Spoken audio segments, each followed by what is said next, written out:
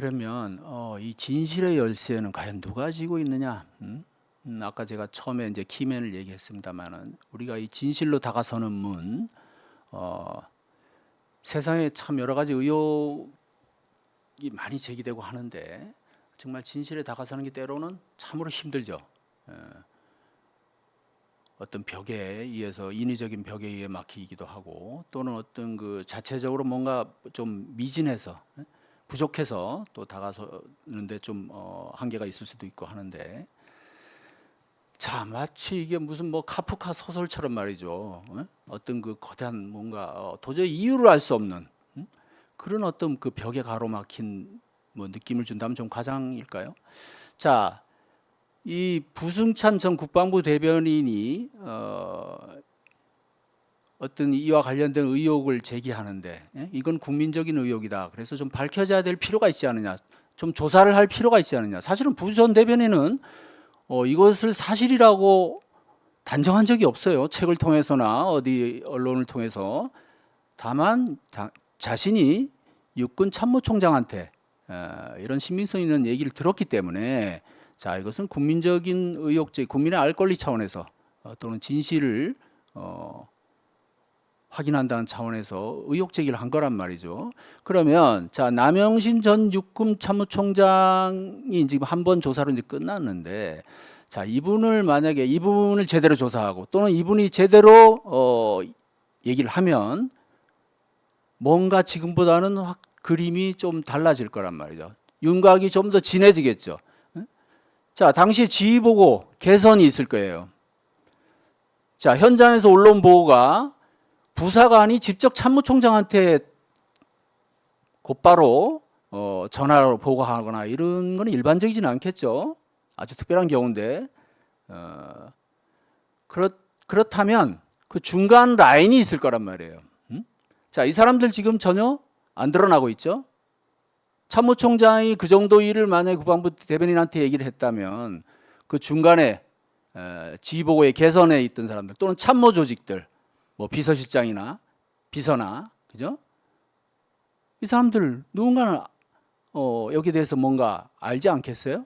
이것이 뭐 제대로 정확하게 올라온 보고이든 또는 허위로 올라온 보고이든 그 사실 일반적이지는 않지만 총장한테 올라가는 보고이기 때문에 자 그다음에 공간관리부사관 자 이 처음 최초 발설자라고 얘기할 수 있는 자 이 사람의 존재도 지금 그림자예요.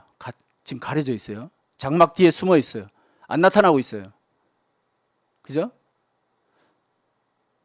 일부 언론 매체에 따르면 뭐 그렇게 얘기를 했다 그러죠. 그 사람이 뭐 정확한지 아닌지 모르겠습니다만은 뭐라고 할 말이 없다. 지금 뭐 드릴 말씀이 없다. 뭐 이렇게 얘기를 했다는 걸 제가 어디서 보도를 봤는데 자 여기 이 부분도 역시 이 진실에 다가서는데 상당히 중요한 열쇠다. 자, 그다음에 그 CCTV 아까 잠깐 얘기를 했습니다만은 자, CCTV는 어차피 이미 오염됐을 그런 가능성 그런 의혹이 제기가 되기 때문에 그러면 당시에 그 한남동 총장 공간 그 사람 차량 출입 기록 자, 물론 출입 기록에 또 안 남겨놨을 수 있어요. 그 증언이 사실이라고 해도 이럴 때 이제 또 미궁에 빠질 수 있는데 지금 또 하나 놓치고 있는 게 뭐냐면 그 국방부 내에 있는 육군 서울사무소거든요. 육군 서울사무소는 훨씬 많은 사람과 차량이 드나드는 곳이고 거기도 사실은 아주 부지가 넓고 아주 좋아요. 그 저도 예전에 한번 그 기자 시절에 육군 총장 인터뷰한다고 거길 가본 적이 있는데 상당히 호젓하고 공간도 아늑하고 그랬던 걸 기억이 나는데 이 부분에 대해서는 지금 뭔가 얘기가 안 나오고 있어요. 이 부분을 뭐 여기를 조사를 했는지. 자, 그 다음에 역시 결정적인 열쇠는 천공이 쥐고 있는데 자, 우리 아까 앞에서 살펴본 이 수행 비서라든가 그다음 경호원, 운전기사 지금 이제 물론 경호원이 운전기사를 겸하는 걸로 그렇게 알려져 있는데 이런 사람들의 어떤 그 증언, 그 다음에 의혹이 제기되는 그 시점의 그 동선, 자, 통화 기록, 차량 이동 경로, 당일 동선, 이런 것들이 조사가 되면 뭔가 좀 가려졌던 부분들이 드러나지 않겠냐? 예? 그것이 참이든 거짓이든. 자, 또 한 사람을 얘기를 하자면 이분 빼놓을 수 없죠. 정법시대 문화재단 이사장인 신경애 씨. 이분은 뭐 정법시대 사실상 2인자. 그다음 뭐 천공이 가장 아끼고 인정하는 제자라고 알려져 있고, 또 두 분이 또 어떤 또 특별한 관계도 있죠. 어쨌든 이 신경애 이사장도 지금 이제 활발하게 계속 활동을 하고 있는데, 자, 이런 의혹에 대해서 신경애 이사장이 모른다면 말이 안 되겠죠. 그리고 또 일부 증언에 따르면 뭐 신경애 이사장도 뭐 동의했다 이런 얘기도 있는데, 자, 어쨌든 이런 부분들은 이제 뭐 저희가 지금 그냥 다 전원이기 때문에 명확하게 얘기를 할 수 없다는 그런 한계가 좀 있습니다. 어쨌든 지금 얘기한 이런 것들이 좀 제대로 조사가 된다면 뭔가 좀 판도가 달라지지 않겠느냐, 이런 예상이 가능하겠죠. 자, 마지막으로 한번 살펴보겠습니다. 자, 부승찬 전 대변인이 명예훼손 혐의로 이제 고발을 당했어요. 그래서 출판물에 의한 명예훼손, 그다음에 정보통신망법에 의한 명예훼손, 자, 근데 허위 사실이라는 거죠. 명예훼손도 이제 사실에 의한 명예훼손도 있고 허위 사실에 의한 명예훼손도 있는데, 이 경우 이제 허위 사실에 의한 명예훼손이라는 거예요. 자, 근데 우선 문제가 되는 게 이거를 대통령실이 고발을 대행을 했어요. 지난주에 우리 그 조성은 씨가 나와서 대선 기간 그 전에 2020년에 있었던 그 대선 때 문제가 됐었던 그 이른바 고발 사주 사건, 대검찰청의 고발 사주 사건에 대해서 좀 더 구체적인 증언을 하고 했는데, 이거는 뭐 고발 사주는 아닌데 한 일종 고발 대행. 자, 대통령실이라면 이건 정부기관이에요. 정부기관이 누군가의 명예가 훼손됐다고 고발을 한 거예요. 근데 누구의 명예를 훼손했다는 거죠? 대통령? 영부인? 천공? 아니에요. 지금 부승찬 전 대변인이 경찰에서 확인한 바로는 김용현 경호처장의 명예를 훼손했다고 해요. 그럼 여기서 드는 의문, 아니 김 처장은 왜 명예가 훼손됐다는 거지? 자, 일단 책으로는 안 돼요. 책에는 김용현이라는 이름도 안 나옵니다.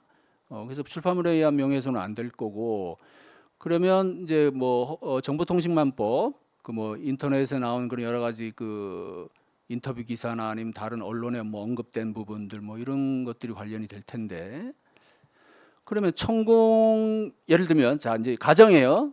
천공하고 같이 거기를 방문했다. 현장에 천공과 같이 나타났다.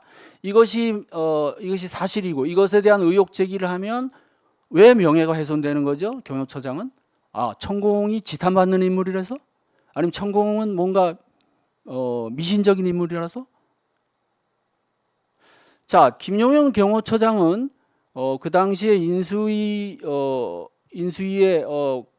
직책을 갖고 있었고, 한편으로는 또 관저 선정, 대통령실 이전하는데 그 TF의 부팀장이었어요. 상당히 중요한 자리라고. 그러면 당연히 김용현 처장은 그때는 물론 이제 경호처장이 되기 전이지만 현장을 가봐야 돼요. 갔을 거예요. 안 갔으면 직무유기겠죠. 당연히 갔을 거고, 아마 그 팀장이라는 사람도 같이 뭐 같이든 따로든 뭐 갔을 가능성이 높죠. 왜? 사전에 당연히 답사를 해야 될 거 아니에요. 자, 김건희 여사도 그 시점에 갔어요. 들렀어요. 응? 다 둘러봤잖아요.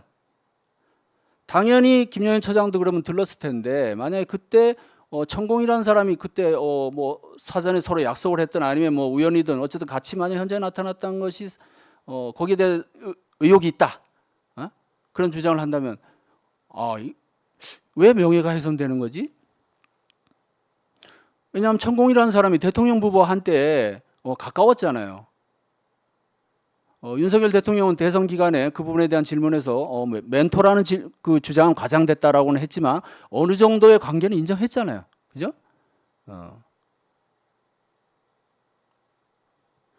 그런데 왜 이게 명예훼손이 될까?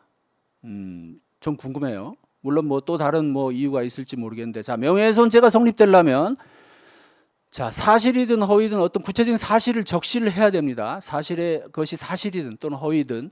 그다음에 공연성, 이것이 널리 퍼질 수 있는, 그냥 요 안에 오마이TV 안에서 제가 개인적으로 여기 어떤 스텝하고 얘기한 거는 명예훼손이 안 돼요. 누군가를 비방해도. 근데 이것이 널리 퍼질 가능성을 얘기할 경우에 공연성이죠.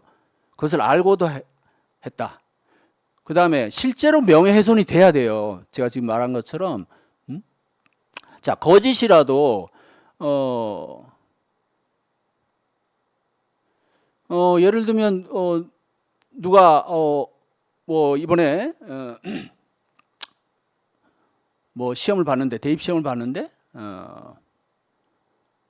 뭐 서울대학을 들어갔다라고 주장을 해요. 누가? A가 서울대학을 주장했다. 근데 실제로는 A가 서울대학이 아니고 다른 뭐 지방대학이라든지 또는 뭐 다른 또 수도권의 어떤 다른 대학을 들어간 게 사실인데 서울대학이 들어갔다 그러면 허위잖아요. 근데 이게 명예를 훼손한 게 되나요? 아니죠. 자, 이제 이런 부분도 따져야 된다는 것이고, 그 다음에 고의성이 있었느냐. 자, 설사 허위의 사실을 얘기했지만, 허위를 얘기했지만, 거짓을 얘기했지만 고의적이었느냐 아니었느냐, 이걸 또 따진다는 거죠. 이런 것들이 다 맞아 떨어져야지 명예훼손죄가 성립이 됩니다. 근데 그것도 또 공공의 이익이나 그다음에 이 얘기를 한 사람이 사실 또는 진실이라고 믿을 만한 어떤 그런 정황, 근거가 있었을 때는 그마저도 법원에서 인정이 안 됩니다. 이런 여러 가지로 따져봤을 때 경찰이 과연 이 수사를 어떻게 마무리를 짓고 또 검찰에는 어떤 식으로 송치를 할 것이며, 물론 이제 자체 종결도 가능하죠. 그래서 우리 이제 일반적인 어떤 그 상식선에 비춰봐서 이 사건이 어떻게 정말 합리적으로 또는 상식선에서 매듭이 지어질까 상당히 관심이 갈 수밖에 없고요. 제가 늘 얘기하지만 이 수사기관 종사자들은 권력이 아니고 진실을 쫓아야죠. 그래서 그것이 또 국민을 위한 길이고 안 되는 거를 또는 죄가 없는 거를 억지로 맞추려고 또 뭐 이거 하다가 안 되니까 또 뭐 다른 걸 파본다거나 이런 거 하면 안 되죠. 이제 시대가 좀 이제 지났잖아요. 우리 국민들의 의식 수준도 높아지고, 그래서 수사 정도를 걸으면서 국민들에게 정말 이것이 진실이 무엇인지를 수사기관의 어떤 본분에 맞게 그렇게 좀 최선을 다해 주셨으면 하고요. 저희 오마이TV도 뭐 다른 언론 매체도 마찬가지겠습니다만 앞으로도 이 사건의 진실에 조금 더 다가가는데 최선의 노력을 다할 것을 약속드립니다.